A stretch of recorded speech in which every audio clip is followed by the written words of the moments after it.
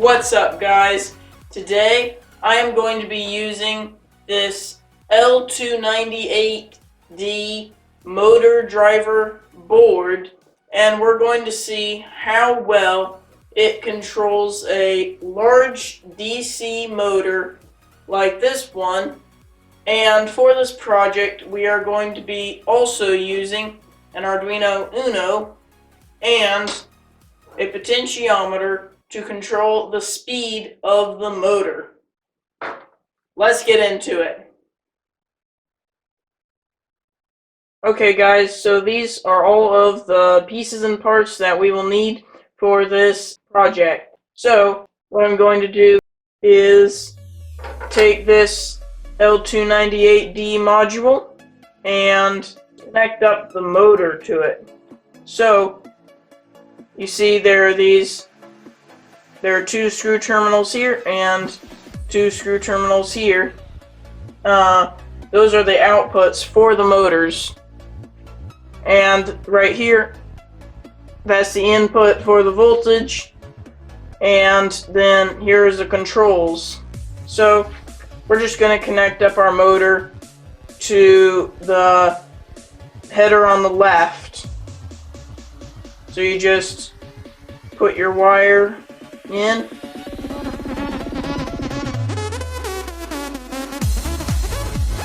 and you do the same for the other wire.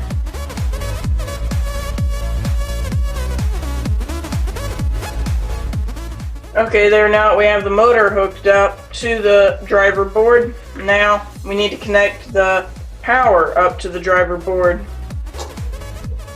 So I have a white wire and a red wire. Red, of course, is positive and white is negative, so it gives what all these pins are on the bottom of the board. So I'm connecting this red wire up to the plus 5 volts.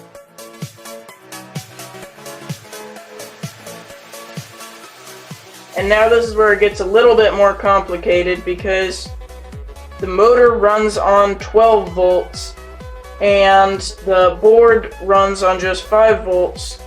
So we have the 5 volts power supply just straight from the Arduino, but for the 12 volts you need a separate 12 volt power supply, and I have one. And so you put the positive of that 12 volt power supply at the 12 volts plus, and now you must connect up 2 wires to the ground. One connects to the Arduino and the other ground to connect to the 12 volt power supply.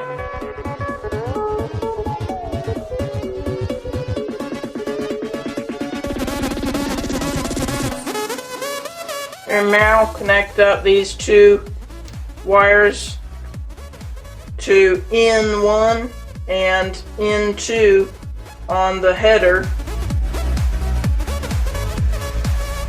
And now we start hooking this stuff up to the Arduino. So connect N1 to the digital pin 5 on the Arduino Uno, and in 2 to digital pin number 6 on the Arduino, and connect the red wire up to 5 volts on the Arduino, and connect the white wire up to ground on the Arduino. And now we must connect up the potentiometer. So connect the one side of the potentiometer to ground, and then connect the other side of the potentiometer to digital pin number 7 on the Arduino.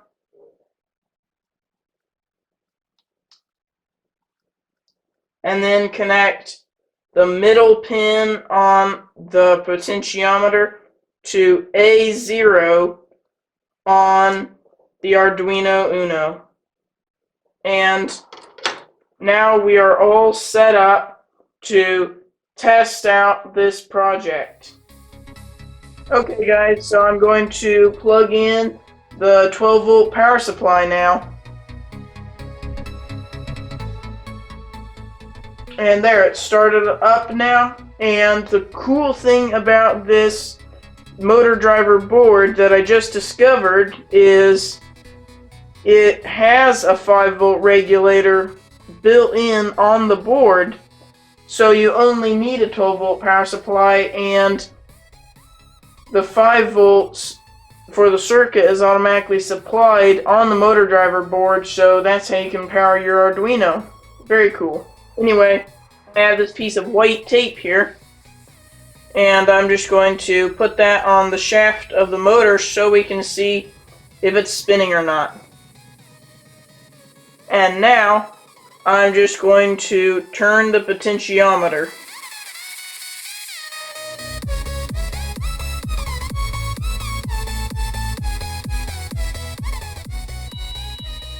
And you can see it is spinning. That is the very slowest that it can possibly go. And let's just turn it up some more. See how nice and smooth that is, though? You can be very smooth with it using the pulse width modulation in the code. Anyway, as you can see, it works very well. Yeah, I'm just still speeding it up here.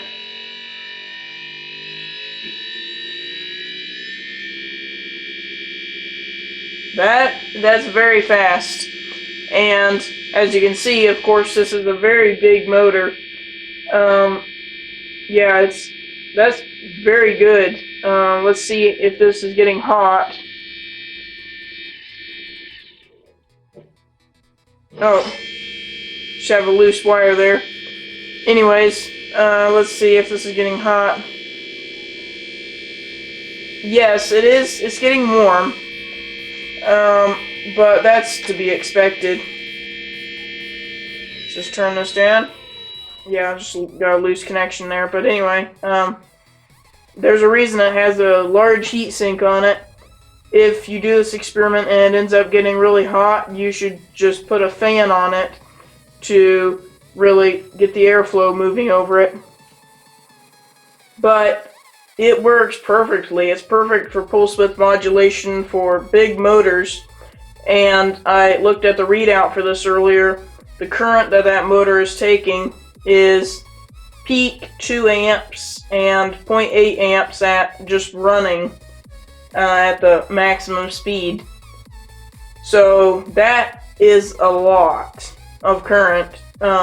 Definitely a very good motor driver board, and with this code I made, you can do it either direction. That direction or the other direction. So, as I always do, I will put a link for the code down in the description. Alright guys, well, thanks for watching. If you like this video, go ahead and press that like button. And if you're not already, go ahead and subscribe because I post every week and I don't want you to miss any of my videos. Thanks for watching, guys. Bye.